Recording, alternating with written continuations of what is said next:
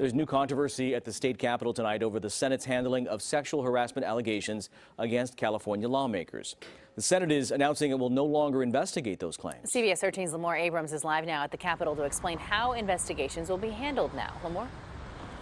Christina and Tony, state senators tell me tonight they're now working with the Women's Caucus to, quote, expeditiously hire an outside legal team that'll soon investigate all the claims of sexual harassment and assault here at the state capitol. But tonight, the victims who work in this building say they still haven't seen that policy to make sure it protects them. We're ready. Sacramento lobbyist Pamela Lopez says she's ready to cooperate with any outside law firm hired to investigate the long list of sexual harassment and abuse allegations at the state capitol, as long as she's protected. It's critical that women are protected against retaliation, and exposing a woman who has come forward and who does not wish to be named is a way of retaliating against that woman. She's one of hundreds of women who came forward in October with claims of sexual abuse and harassment at the state legislature. And after waiting weeks for a response from lawmakers, the women say they received a press release saying the Senate will now let an outside legal team handle all harassment complaints instead of doing it on their own.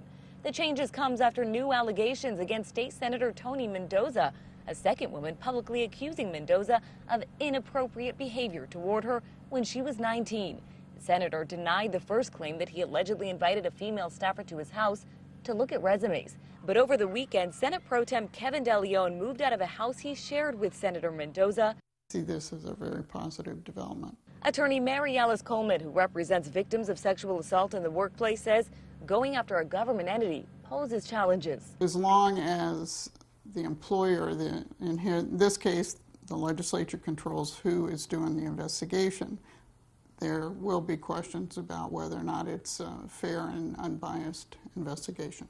That's why victims say they're asking for full transparency. This seems to be a step in the right direction, but we want to see those details before we can comment on what we would encourage other women to do.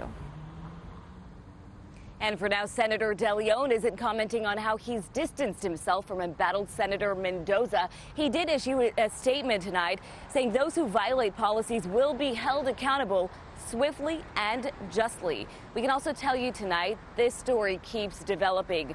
We're told the Assembly is planning on holding informal hearings in the coming weeks on these claims of sexual harassment here at the state capitol.